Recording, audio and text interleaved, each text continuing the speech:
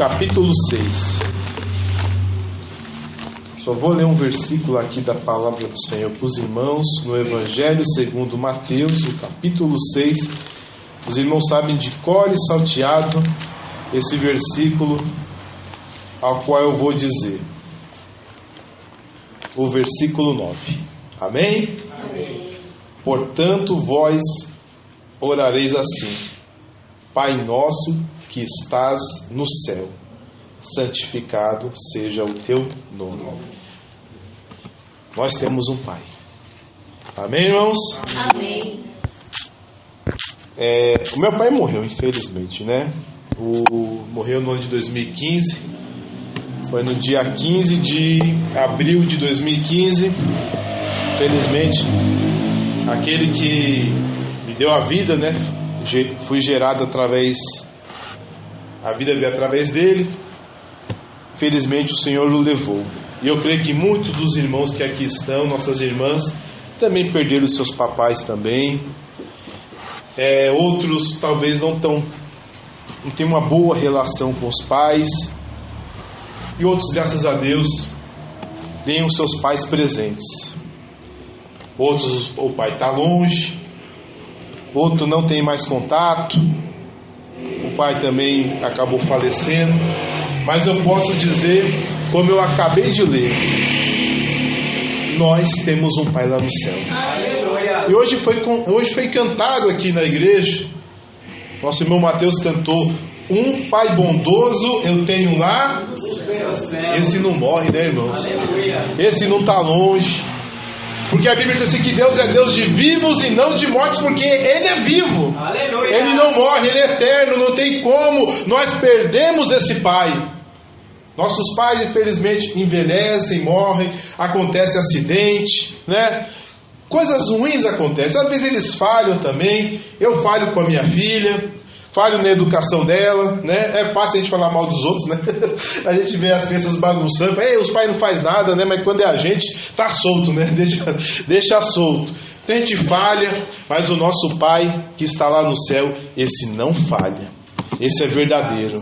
E eu vou pegar aqui, irmãos, hoje uma palavra bem simples para os irmãos, para agradecer esse Pai Celestial que tanto nos guarda, que tanto nos abençoa e que é sempre presente. Amém. Eu não sei se os irmãos sabem. Alguém conhece aqui o senhor chamado Barack Hussein Obama? Conhece, irmãos? Amém, né? Ex dos Estados Unidos, homem conhecido. Quando ele se candidatou a primeira vez a presidente em 2008, ele disse que a pior coisa que acontecia nos Estados Unidos não era a criminalidade, não era a imigração, não era o terrorismo, mas que na opinião dele naquela época, não sei se ele mudou de opinião hoje, era que havia uma epidemia de filhos criados sem pais, sem referências. O que trazia para muitos filhos, eles não têm um norte do que é certo e que é errado, porque as mães tinham que se desdobrar muitas vezes para cuidar dos seus filhos, porque os pais eram ausentes, os pais não cuidavam dos seus filhos, sumiam no mundo, eram irresponsáveis. E ele achava que isso era o pior flagelo para os Estados Unidos na época. Mas eu posso dizer que o nosso Pai nunca vai nos abandonar. Amém. O que não falta, irmãos, é casos. Não sei nem se eu posso abrir o microfone aqui para os irmãos para falar isso, que é muito triste, né? De famílias que o pai foi embora, do nada. Né? Tava mãe e o pai lá e do nada o pai sumiu e fez uma outra família em outro lugar. Né? Isso acontece também com as mães, infelizmente, às vezes, mas é mais comum com os pais, né? O homem do sexo masculino tem esse defeito maior do que a mulher, né? De sumir. Isso é muito comum, né? O pai some, né? Tem até a brincadeira, o pai foi comprar o cigarro e sumiu, né? E nunca mais voltou, né? Mas é coisa séria, né? Acontece muito isso. Mas o nosso Pai é sempre presente. E a gente pode falar Pai Nosso. Ele é de cada um de nós. Ele não tem um amor maior ou menor por cada um que está aqui. Não tem nem... A cada aflição que você tem, Ele sente o mesmo. Ele não despreza. A Bíblia diz assim que um coração contrito não desprezará. Deus não desprezará. Então, às vezes a sua dor para algumas pessoas não é nada. É frescura. É frescura, isso é falta de pia, né? É falta de terapia. A terapia cheia de louça para lavar, né? Muita gente fala isso. Mas para Deus não. Deus contempla a sua dor do tamanho ao qual você a sente. Não conforme eu sinto. Às vezes você conta para mim, eu não consigo compreender. Um dia, lá, a gente tinha igreja lá embaixo, aí uma irmã, ela ficou muito deprimida, ela ficou assim, mal, parou de comer, faltou no serviço. E o motivo que ela ficou assim mal é porque o cachorro dela morreu. Eu falei, meu Deus, eu tive tanto cachorro, eles morreram, um monte morreu. Para mim não aconteceu nada. Mas para ela aquilo foi importante. Ela não queria perder aquele cachorro. Então se ela contasse para mim, eu não entenderia aquela dor dela. Mas eu falei, irmã, eu não entendo a sua dor porque você está chorando tanto porque um cachorro morreu. Porque cachorros morrem, né? Se não quiser chorar por um bicho que morre, compra uma tartaruga, um papagaio. Ele demora 100, uma iguana, né? Demora 100 anos para morrer. Cachorro morre em 13, com muita boa vontade, 15, né? Verdade? Mas Deus sabe da sua dor. E é assim que Deus trata. Deus sabe da sua dor. Às vezes eu não vou compreender. Eu não vou compreender a sua dor, porque eu não estou calçando os seus sapatos. O meu pé não cabe os seus sapatos. Mas Deus conhece a sua dor. Você pode clamar a Ele, pode chorar aos pés dEle, que Ele não vai achar incompreensível a sua dor e vai zombar da sua dor e não vai entender a sua dor. Ele vai chorar junto contigo. Ele vai te consolar. Ele não vai achar algo absurdo. Porque o que para mim não é maldade, é que muitas vezes não se consegue colocar no lugar, no seu lugar. Você não consegue se colocar no meu lugar. Talvez se eu contasse as minhas tribulações, você podia falar assim, mas é frescura do irmão Marcelo. Isso é para quê? Nossa, isso é fichinha. Mas para mim não é. Para mim é algo sério. E talvez o seu problema para mim, por mais que eu falar, irmão, vou orar, mas talvez eu conseguiria superar o seu problema, mas você não consegue superar o meu problema. Só que nós temos um Pai bondoso lá no céu, que nos ajuda a passar pelos nossos problemas. Ainda bem que nós temos um Deus que tem empatia por nós. A Bíblia diz assim que nós temos um tal sumo sacerdote, está em Hebreus, diferente de todos os homens, ao qual conheceu a dor de todos os homens, que não, como está na Bíblia, temos um tal sumo sacerdote que se compadece das nossas dores. Está exatamente assim. Temos um tal sumo sacerdote que compadece das suas dores, porque ainda sendo filho, aprendeu a ser obediente. O Deus Todo-Poderoso, a segunda pessoa da Trindade, teve que aprender. E aprendeu a ser obediente. Amém? Amém. Vamos abrir aqui, irmãos, em Hebreus capítulo 12, o versículo 6 e 8. Como é o nosso Pai. Aleluia. Pois o Senhor corrige a quem ama, e açoita a todo filho a quem recebe. Se sofreis correção, Deus vos trata como a filhos. Pois qual é o filho a quem o pai não corrige? Mas se estáis sem disciplina, do qual são todos participantes, então sois bastardos e não filhos. Nós temos um pai que nos ama. E como nós sabemos que Ele nos ama? Porque Ele nos corrige. Aleluia. Um pai ausente, ainda que esteja na mesma casa, ainda que more sobre o mesmo teto, ele não pode deixar o seu filho, a sua filha, o Deus dará para fazer o que quiser. Pai que é pai tem que estar presente e tem que corrigir. Toda criança fala, os pais são mais divertidos, né? Os pais brincam mais, os pais inventam brincadeira, são mais irresponsáveis também, mas pai que é pai, ele tem que corrigir. Ele tem que colocar no caminho correto. Se está errado, o pai que ama de verdade, que quer o melhor para o seu filho, quer um futuro melhor para a sua filha, ele faz a correção de rumos. E o Senhor, Ele nos ama assim. Aleluia. Ele nos corrige. Nos corrige como? A Bíblia diz que Ele açoita a todo filho a quem recebe. Açoitar é bater, né, irmão? Bater com chicote. Às vezes a Lívia está dormindo, é bom ela falar que ela fala assim, a Lívia fala assim, filha, eu te amo. Ela fala, mas você me bate? Né? Como me ama se você me bate? Mas está na Bíblia. O nosso Deus, por Ele nos amar, Ele também nos açoita, Ele também nos bate, porque Ele quer o melhor para nós. Ele não quer que nós andemos errado, que nós andemos desviados, desgarrados, fora da sua presença. Então Ele nos corrige. Ele não nos deixa andar como nós queremos. Já pensou um filho que chega meia-noite em casa, que chega a hora que quer, faz o que quer, usa o que quer da vida, e o pai não fala nada? Quer dizer o seguinte, ama. Não sei, talvez tenha uma afeição, mas ele não está pensando no futuro do seu filho. Ele está ignorando o futuro do seu filho. Mas o nosso Deus não. O nosso Deus se preocupa com a sua alma. Ele se preocupa quando você está errado. Ele sabe que muitas coisas que nós fazemos nos levará a lugares horríveis, e por isso, por situações terríveis, e por isso que Ele nos corrige. E eu digo uma coisa para os irmãos: ouça a correção de Deus. Ouça. A gente não gosta, a gente não gosta de ser corrigido, ninguém gosta de apanhar, não é verdade? É estranho, né? Como assim? Tu me amas e tu me bate, né? Mas é para nosso bem.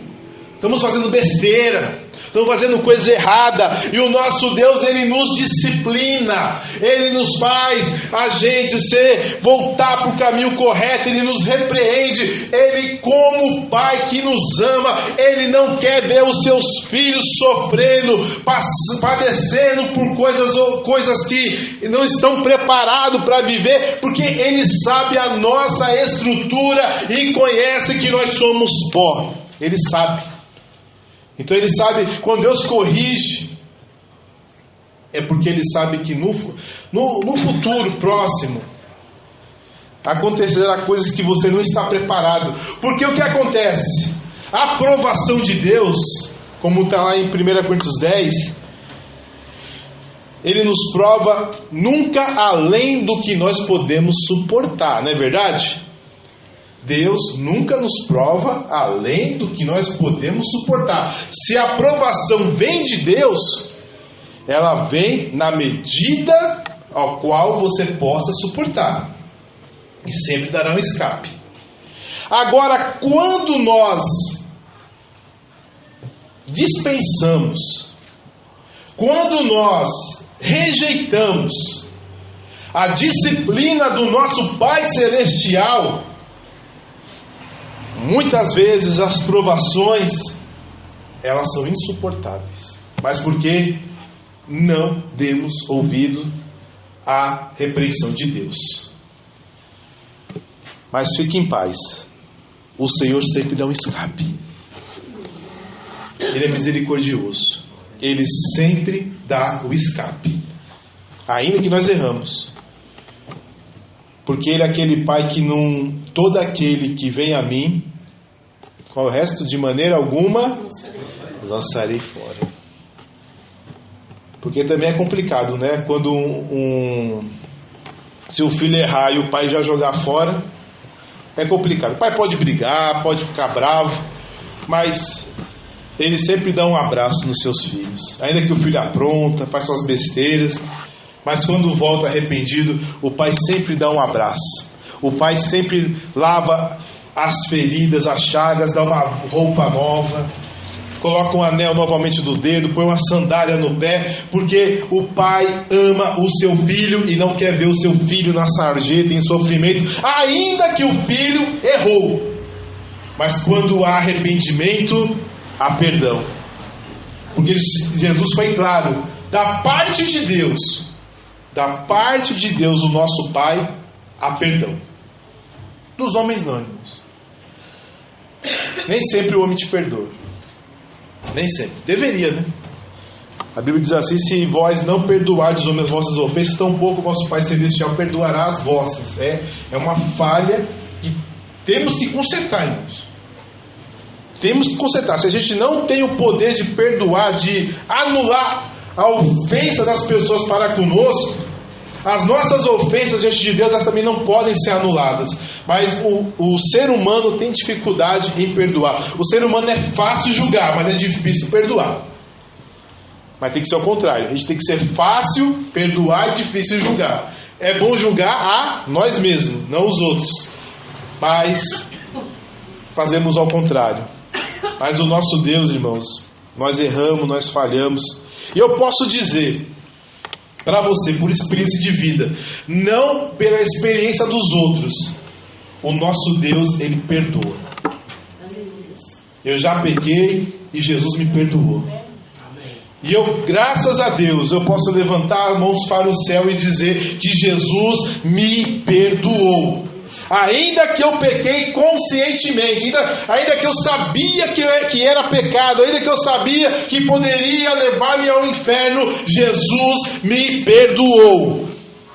Ele me perdoou. Então os nossos erros, quando há um arrependimento sincero, há perdão da parte de Deus e da parte do seu Filho Jesus. Não se preocupe. Olha, sossegai. Não deixe a sua alma abatida. Nós um dia estávamos evangelizando uma certa jovem, e ela mentiu para nós. Ela falou que não tinha defeito nenhum. Mas depois ela confessou mais tarde que ela fez algo tão terrível, que ela tem certeza que Deus não ia perdoar ela. Eu digo para todos nós que estamos aqui nessa noite, essas almas corajosas, nesse frio de 10 graus, que está aqui em São Paulo, o seu pecado tem perdão. Aleluia. Se você não atribuiu um milagre de Deus, uma obra de Deus ao Satanás, o seu milagre tem perdão. Porque o único que não tem perdão é blasfêmia contra o Espírito Santo. E para blasfemar contra o Espírito Santo é atribuir uma obra de Deus a Satanás. Só isso. Alguém fez isso aqui? Então você tem perdão. Aleluia. Você tem perdão da parte do seu Pai, porque Ele é misericordioso. Ele bate, Ele repreende, Ele realmente açoita, Ele corrige, mas Ele ama e Ele perdoa. Tem pai que não, irmãos. Um dia eu ouvi de um pai, né, que o filho dele começou a aprontar, estava por um caminho assim. Esses caminhos que infelizmente os jovens podem entrar. Eu tive essa oportunidade, né? Infelizmente os jovens têm, de entrar para a criminalidade. Graças a Deus não me encantou, mas muitos jovens acabaram caindo em drogas, acabaram caindo em criminalidade. Eu, na minha parte, eu nunca, graças a Deus, desse pecado eu não levo. Posso levar outros, esse não. E ele falou: olha, eu só falei uma coisa para o meu filho: o dia que você for preso eu não te visito. E realmente, o menino ficou preso por volta de uns 5, 6 anos. A mãe ia todo fim de semana, mas o pai não ia não. Era lá em Marília que ficou preso o menino. O pai não foi nesses 6 anos nenhum dia. Nenhum dia ele foi. E se você passar numa porta de cadeia aqui, na Marginal Pinheiros, perto de Cebolão, acho que o irmão Ronaldo conhece, a irmã Regiane, né? Ganhando de Uber. O irmão Zé Carlos também, que já foi Uber, acho que conhece bastante ali. É uma fila de mulher para entrar. Quase você não vê homem. Porque o homem tem mais dificuldade, né, de perdoar. Mas o nosso Deus não, irmãos. E Ele diz: estive preso e me visitaste. E eu digo uma coisa para você: quando você estiver numa situação difícil, o Senhor vai te visitar. Você lembra que estava no coração de Caim? Caim queria matar o irmão dele. Ficou com inveja do irmão porque a oferta de Deus foi aceita. E ele colocou... É difícil interpretar isso, eu não gosto muito, tem que entender um pouquinho de hebraico, essas coisas. Mas puxando um pouquinho para essa parte, a gente entende que como Deus aceitou a oferta de Abel, Caim achou que ele ia perder o lugar dele. E Deus falou assim: olha, eis que o pecado está à porta, cabe a ti dominá-lo, e ele te servirá. Ou seja, Caim, se ele fizesse o que fosse certo, ele ia voltar a dominar o irmão dele. É um pecado, ele ia voltar a dominar o irmão dele. Era só ele fazer o certo. Então Deus, sabendo que aquele homem estava com sangue nos olhos, estava com o olhar assassino, ainda assim, ainda Deus falou com ele: não faça isso, não faça isso, faça o certo, faça o que é certo, não faça isso, Caim. E é isso que Deus faz, irmãos. Ainda que nós temos a nossa tendência de fazer o que é errado, Ele ainda fala: meu filho, faça o certo, eu estou te corrigindo, não faça isso. Se você não fizer o que é errado, você vai ser abençoado. A bênção sempre esteve, irmãos, ligado a uma coisa simples: obediência. A bênção, ela não está ligada, irmãos, a ofertas. A não ser se Deus pede, né? Se Deus, às vezes Deus prova, né? Eu não gosto de pedir oferta para os irmãos, obrigar os irmãos a fazer votos, porque é Deus que toca no seu coração para ofertar, e quando Deus tocar, faça. Se eu pedir, irmãos, pode dispensar. Talvez estou com dívida, vai saber, né? Mas se Deus tocar no seu coração, faça. É porque às vezes o homem tem, né? O homem acaba fazendo o que interessa para ele, né? Mas Deus não. Tem muita gente, irmãos, aproveitando essa palavra, que muitas vezes Deus toca no coração da pessoa: olha, abençoa meu servo, abençoa minha serva, dá um salário mínimo para ele, dá para ele R$100, 200, 1.000, não importa. Aí a pessoa fecha o coração: ai meu Deus, mas eu tenho esses 1.000, mas eu não vou dar não. Aí pega o telefone: Pai do Senhor, abençoado, como você está? Está precisando de alguma coisa? Aí o cara fala: não, né? Não é verdade? Eu falo: não estou não. Ai, amém, graças a Deus. Aí a pessoa fica aliviada. Ai, que alívio. Era coisa da minha cabeça. Não era não, era Jesus. Porque quem precisa tem vergonha. Tem gente que prefere roubar do que mentir. Ou prefere roubar do que pedir. Roubar do que pedir. Porque para muita gente, pedir é vergonhoso. Então, irmãos, quando Deus tocar no seu coração para abençoar uma vida, uma obra, vai lá e dá, não pergunta não. Não tenta se justificar não. Se Deus tocou, faça. E Deus vai te abençoar, nunca vai faltar nunca na sua vida. Glória a Deus. Eu fui, irmãos, lá em Palotina, o presbítero estava explicando para a gente que ele foi lá no Paraguai, que é pertinho, né? A Flávio Mateus foi lá. E na época, isso foi no ano 2000, ele tinha R$200. R$200 hoje vale mais ou menos 1.800 hoje. Porque vocês sabem que o real perdeu 94% do seu valor, né? R$10 em 94, hoje vale R$1,14. Amém? Então, R$200 valia 2.000 hoje. 1.000 e pouco, 1.800. Então é um bom dinheiro, né? R$1.800 é bom dinheiro. E ele foi para lá e Deus tocou no coração dele: não gaste esses 200. Não gaste. Aí ele acabou não gastando. E apareceu alguém ali na região do Paraguai mesmo, da igreja dele, que está fazendo uma obra missionária lá. Aí ele perguntou para aquelas pessoas, o coração dele fechou, porque era muito dinheiro, ele estava precisando comprar até coisas para a igreja dele. Aí tinha os missionários lá: como vocês estão aqui? Como que está a coisa? Aí eles falaram: ô irmão, a gente tem que pagar o aluguel aqui da casa onde estão os missionários. E quanto que é? É R$100. E falou: ufa. Aí deu 100. Era para dar 200. Deus tocou nele para dar 200. E falou: tô dando 100 aqui. Eles vão: ô irmão, graças a Deus, Deus abençoe. Aí deu 100. Aí ele saiu aliviado, né? Porque fez uma obra, comprou o que tinha que comprar com R$100 que ele tinha. Aí ele estava voltando e Deus falou: eu te pedi para você dar 200, você deu 100.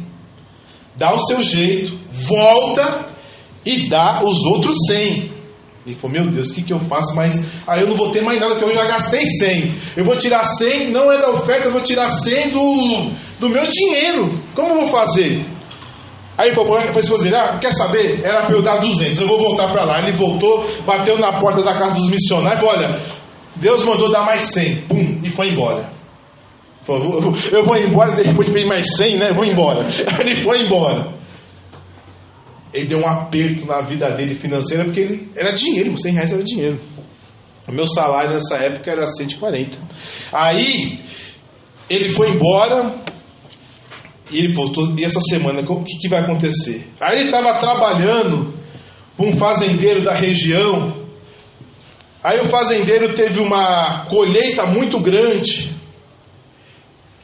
e falou assim: olha, eu já dei seu salário, só que eu tive uma colheita muito grande e sobrou algumas sacas, acho que eram 6 sacas de soja. Vai lá na cooperativa e vende, e é seu, pode pegar. Aí ele pegou aquelas sacas e foi na cooperativa. Aí o pessoal pesou e falou. Aí ele perguntou: quanto deu? Glória a Deus, aleluia. R$300. Glória a Deus, aleluia. Irmãos, quando Deus pedir, faça. Eu não. Se eu pedir, irmãos, né? Não, se eu precisar eu peço. Mas o homem às vezes fala conforme os seus interesses. Mas Deus, Ele quer o melhor para nós.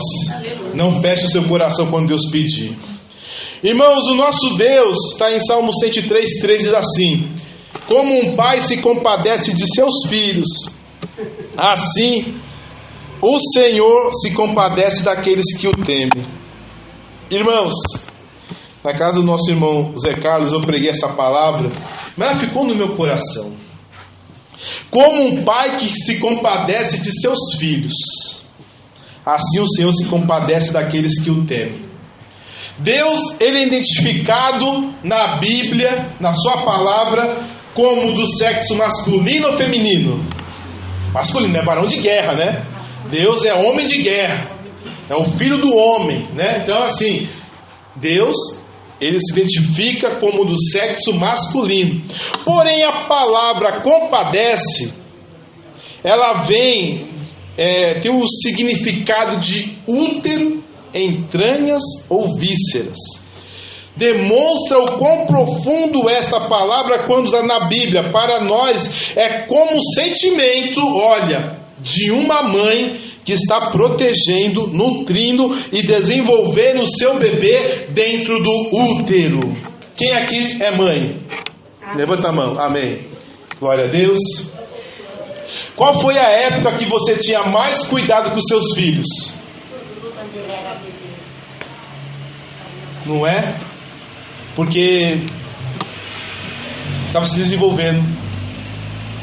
Eu lembro que quando a Lívia ela foi concebida, a gente descobriu que ela estava desenvolvendo no útero de sua mãe. Todo santo mês ela tinha que ir no pediatra, e o pediatra fazia um ultrassom para saber se o coração estava batendo. Todo mês. E às vezes, quando está próximo de dar a luz, é uma vez por semana. E a gente estava indo lá.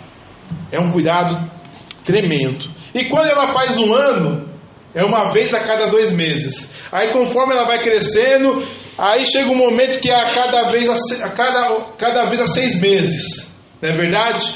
Mas quando que tem que ter mais cuidados? Quando está no ventre da mãe, tem que ter todos os cuidados possíveis. É muito frágil, tem que ter cuidado. E a mãe não pode beber o que ela gosta, não pode comer o que ela gosta. Ela tem que se cuidar da sua alimentação, não pode andar para cima e para baixo. A gente sabe que gravidez não é doença, mas existe cuidados especiais, não é verdade?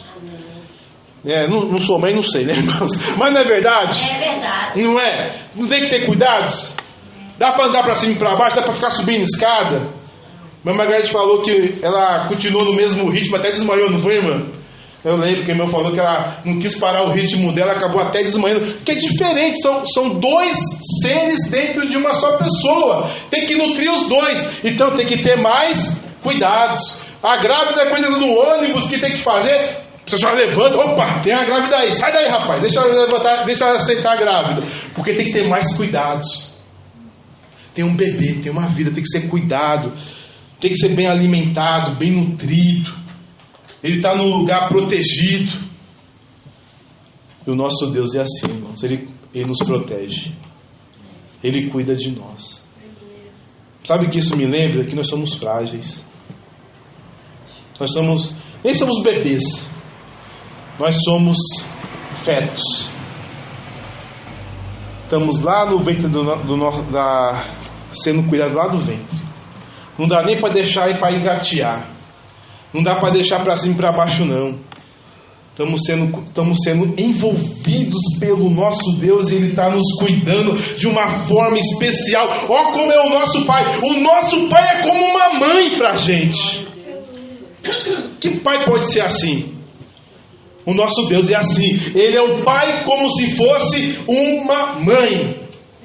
Ele cuida de uma forma especial. Ele nos envolve de uma forma especial. Ele não faz de qualquer jeito. Não deixa a gente solto. Não deixa de qualquer maneira. Mas Ele cuida, Ele nos envolve. E Ele não quer que a gente saia perto dEle. Nós estamos dentro. Desculpa a palavra, mas nós estamos dentro das entranhas de Deus.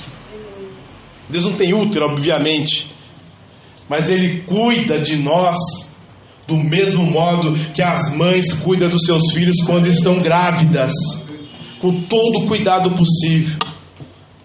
Isso é amor, né, irmãos?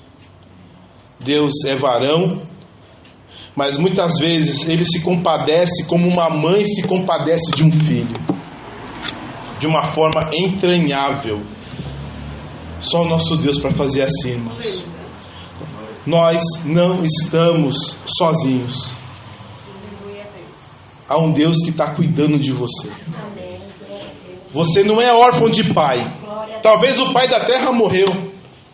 Sim, acontece, porque é ser humano. Fica doente, se acidenta, acontecem coisas ruins,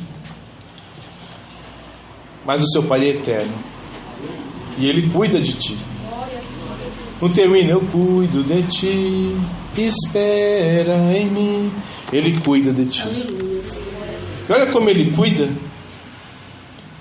Ele sabe o quão frágil você é. Ele cuida como se você fosse um bebê no ventre da mãe.